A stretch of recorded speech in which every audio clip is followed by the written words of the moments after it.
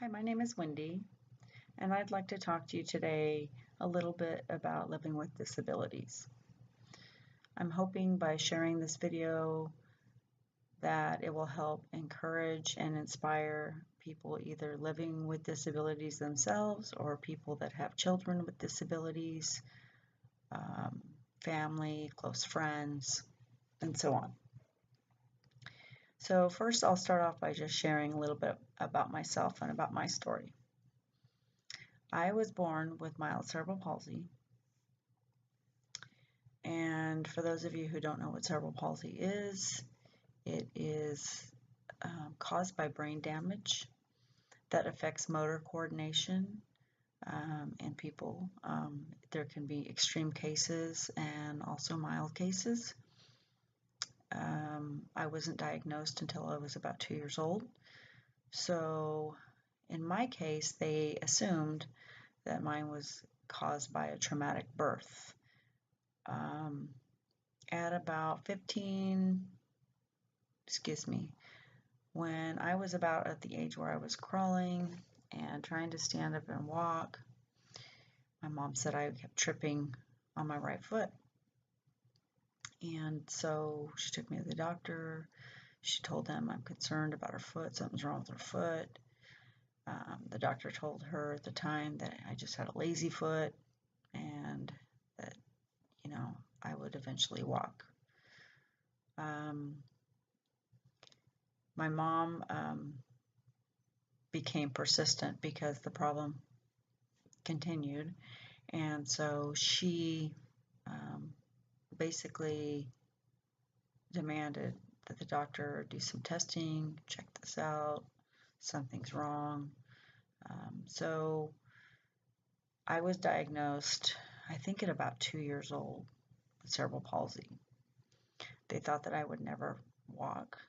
However, I did start walking at like 15 months old, so later than a normal child. My cerebral palsy is mild, but it does affect my right arm and my right leg. It affects my fine motor skills, my coordination, my balance, but I've compensated with it all my life. So, childhood wasn't easy, as I'm sure it isn't for anybody with a disability. But I had surgeries when I was 4 and 5 years old. When I was 4 on my arm, my right arm, and on 5 my right leg. So just my right arm and leg were affected. The surgeries were to help me, at least for my leg, was to extend my heel cord because I basically walked on my tippy toe on that foot. And so I was in a cast for what felt like forever to me. I do remember that. On my arm, it was to help me with turning my hand over like this, because I guess I was just this when I was little. Anyway, I also, after that, started therapy, physical therapy that I went to regularly, and I did that till I was between 7 and 9 years old, when I talked the doctor into letting me just do my therapy at home. I wore a brace on my leg growing up. So, of course, I went through many struggles, especially as kids. Kids are mean to other kids, and kids pick on kids with, disabilities, or they find a reason to pick on kids. So it does make for a rough childhood. But I was a very determined kid.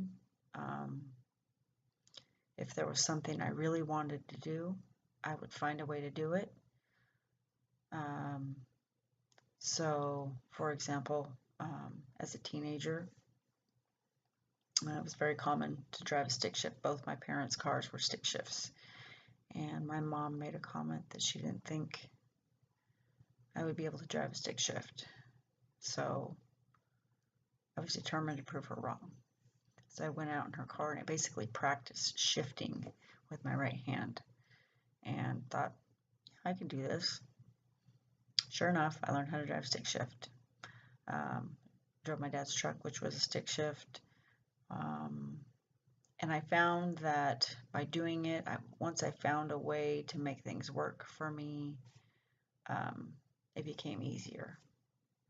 Obviously, never as easy as somebody that has normal coordination and motor skills. But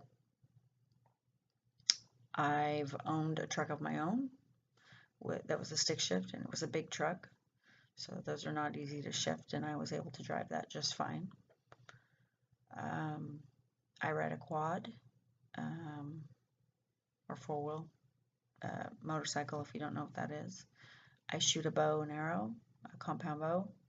I come from a family of hunters, so we're very outdoorsy people. And, you have to realize that with all of these things that I've done or that I do, sure, I have to find a different way. I have to find what works for me. But I find that if you're persistent and you really want to do something, you will find a way. Where there's a will, there's a way. I drive. I've raised 2 daughters, and they're healthy. And no, cerebral palsy is not hereditary. You can't inherit it. So I have 2 grown, healthy adult girls. I am a registered nurse. Before I decided to go to school to be a registered nurse, I went to the nursing program in my hometown and talked to the director and explained my situation, explained I was concerned about being able to physically do the job. So I wanted to make sure that I could physically do the job prior to even going through all the schooling for it. So they took me in the lab and they had me do some things, and they didn't see any reason why I couldn't become an RN. Now, in school, they didn't do me any favors. They didn't make it easier on me. They didn't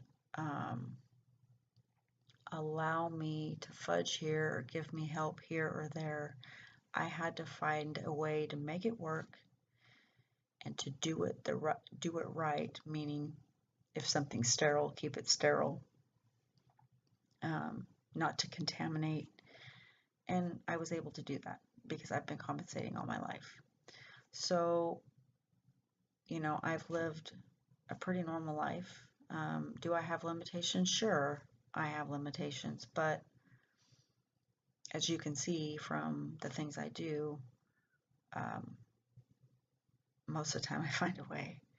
And I'm hoping that if you're sitting there watching this video, that it will be an encouragement to you, for yourself, to realize you too can do more than what you may think you can do. And trust me, I've had people throughout my life be concerned. Are you sure you can do that? Are you sure you can do that? I don't know if you can do that. It's a desire from inside that you got to draw from. And yeah, it's a positive attitude. You have to be positive. So I hope if this video helped any of you, or if you have questions for me, or want more information, or want me to talk a little bit more about anything, please leave me a message below. Thank you and have a great day.